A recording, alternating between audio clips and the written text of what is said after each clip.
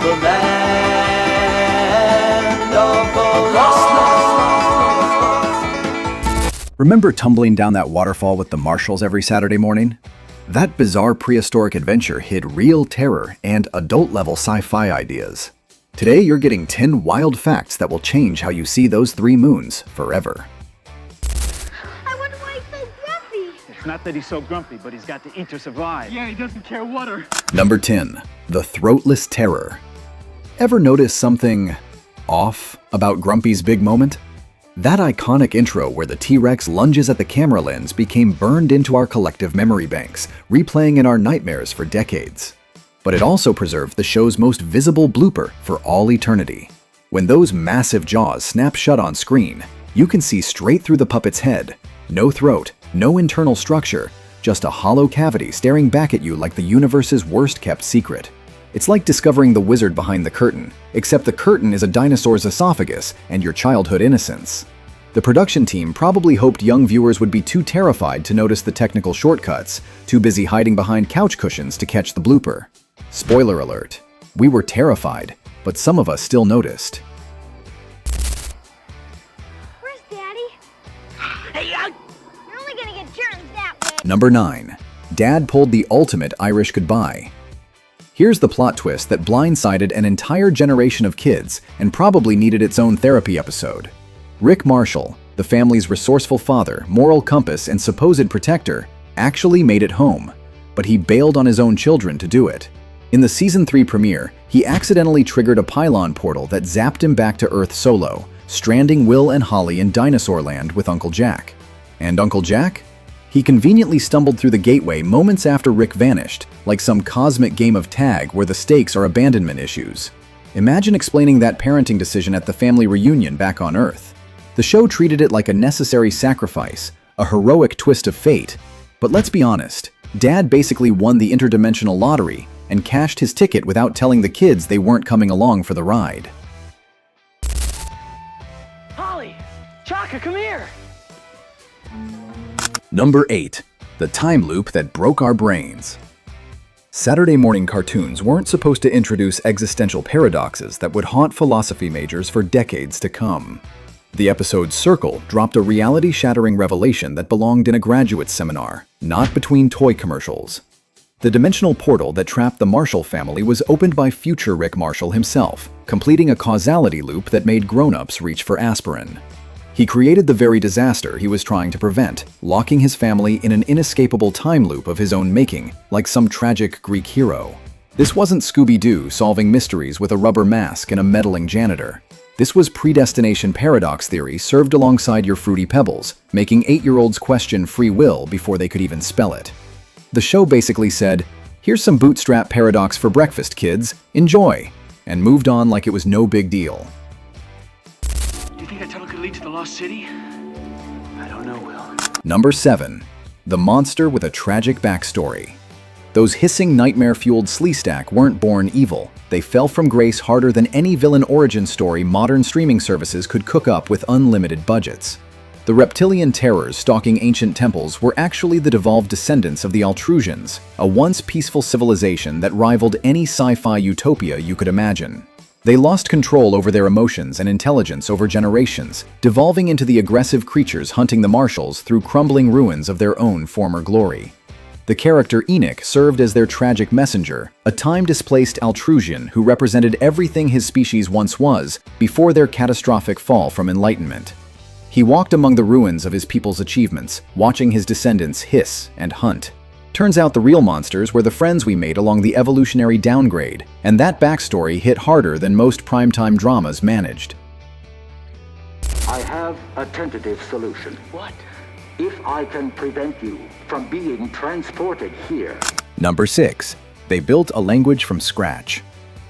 Those grunts and squeaks from the Pakuni weren't just voice actors improvising around the craft services table between donut breaks. The production hired Victoria Fromkin, an actual linguist with academic credentials, to construct a fully functional language based on West African speech patterns and linguistic principles. This wasn't gibberish. It was a consistent vocabulary system with grammar rules that dedicated viewers could theoretically learn and translate across episodes like some prehistoric Rosetta Stone.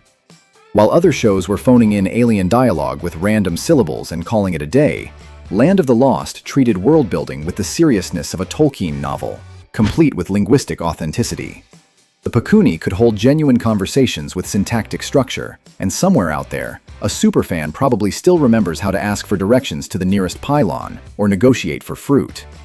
That's the kind of commitment to detail that separated Saturday morning gold from Saturday morning filler. Dad. Do you think that tunnel could lead to the Lost City? Number 5. The Faceless Farewell.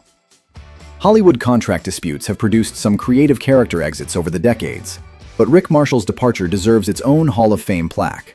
Spencer Milligan walked off the show before season 3 over a merchandising payment dispute.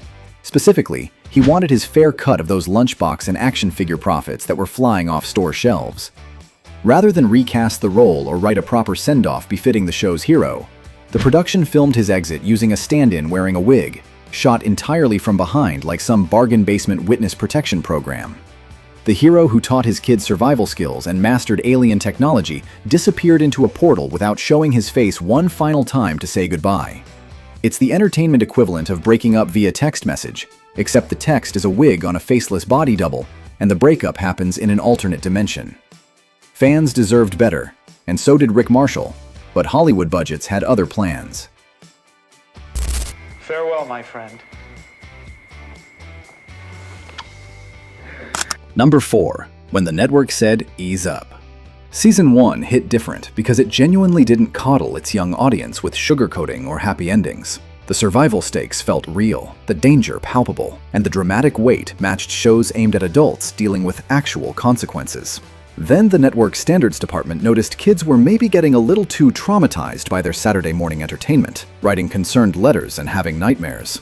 The directive came down from executive offices to lighten the tone, dial back the intensity, and the show's gritty edge gradually dulled into something safer and more conventional with each passing episode. It's like watching a wolf get domesticated into a golden retriever. Still lovable and entertaining, but you miss that primal intensity that made your heart race and your palms sweat. The show that once made you fear for fictional lives became the show that made you comfortable, and something essential got lost in translation. That first season remains the gold standard precisely because it refused to play safe. Are you both okay? Stay close to me. Number 3. The coolest vehicle had no wheels. Forget the Batmobile or Kit. The most powerful technology in this world came in the form of mysterious golden obelisks called pylons that redefined what adventure gear could be. These reality-bending structures were somehow larger inside than outside, defying physics in ways that would make TARDIS engineers jealous, housing matrix tables filled with colored crystals that Rick Marshall learned to manipulate through trial and dangerous error.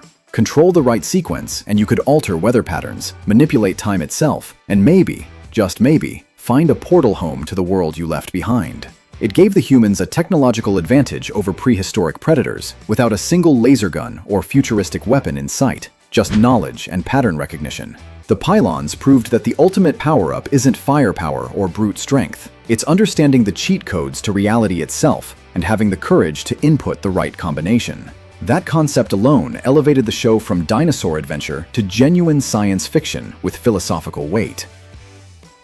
What is that thing, Dad? Looks like a Tyrannosaurus. Haven't seen anything like that on Earth before. Number 2. Holly Marshall, Dinosaur Whisperer. While Rick built defenses and Will learned survival tactics in this hostile prehistoric nightmare, Holly Marshall became the show's emotional core by doing something radical for the era, showing compassion to the creatures around her instead of just fearing them. She famously adopted a baby brontosaurus nicknamed Dopey as her personal pet, proving that even in a land of carnivorous nightmares and daily survival challenges, kindness had measurable value beyond simple sentiment. She also served as the primary bridge to the Pakuni tribe, building relationships and communication channels where her father saw only obstacles and potential threats to manage. In a show ostensibly about conquering a hostile environment through strength and ingenuity, Holly demonstrated that understanding and empathy could be just as powerful as Rick's makeshift weapons and defensive strategies. She was the diplomat we needed in a world built for warriors, the heart in a landscape of teeth and claws. Her approach proved that survival doesn't always mean domination. Sometimes it means coexistence, and that lesson resonated deeper than any action sequence could.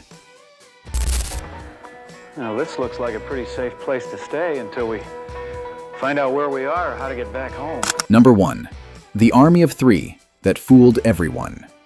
The Sleestak armies felt endless in our childhood memories. Those reptilian hordes seemed to lurk around every corner, hissing through temple corridors in overwhelming numbers that spelled certain doom. The production secret that shatters that illusion? There were exactly 3 Sleestak costumes in existence, total, for the entire series run. Budget constraints meant the same trio of performers had to create the illusion of an entire civilization through clever editing, looped footage, and strategic camera angles that would make Hitchcock proud. Those terrifying chase sequences where the marshals fled from dozens of attackers were actually just 3 guys in rubber suits filmed from multiple angles and spliced together seamlessly. It's the ultimate smoke and mirrors magic trick, proving that limitation breeds creativity when talented editors get desperate. Those 3 Sleestak worked overtime to haunt your nightmares on a shoestring budget that would embarrass modern student films, yet they succeeded spectacularly. They became an army through nothing but clever filmmaking and our willingness to believe. Hey, I don't know if it's broken or not. It may only be a fracture. Can you do anything? Bonus fact: you never left Earth. Or did you? Here's the mindbender that recontextualizes everything you thought you knew about the show's premise. Despite all those dinosaurs suggesting prehistoric time travel, the Marshall family never went back in time at all. They're trapped in a pocket universe, an enigmatic zone completely separate from Earth's timeline, operating under entirely different physical laws and cosmic rules. The proof appears in the very first episode when Rick spots 3 moons hanging in the alien sky. A detail easy to miss, but absolutely crucial to understanding. Those weren't Earth's prehistoric skies. They were somewhere else entirely, a parallel dimension where evolution took different paths and reality bent in unfamiliar directions. The show let viewers assume dinosaurs equals the past, while quietly establishing science fiction concepts that would make quantum physicists nod approvingly over their morning coffee. That waterfall didn't take them back through time. It took them sideways into something far stranger and more complex, a place where the rules of our universe simply didn't apply. The Land of the Lost wasn't about history. It was about exploring the impossible made tangible. So there you have it, 10 facts plus a bonus about the show that made Saturday mornings feel genuinely dangerous and unpredictable in the best possible way. From budget constraints creating cinematic illusions that fooled millions to PhD-level linguistics hiding in children's programming, Land of the Lost respected its audience enough to leave them slightly traumatized and thoroughly entertained without apology. Which fact hit you hardest? The throatless T-Rex ruining movie magic forever? Or discovering Dad abandoned his kids in dinosaur world for a solo trip home? Those are the episodes that stuck with us. The ones that quietly fueled the worst nightmares long after the TV was off. Until next time, and remember, there are only 3 of them, so we should be fine. Probably. Maybe check behind you just in case.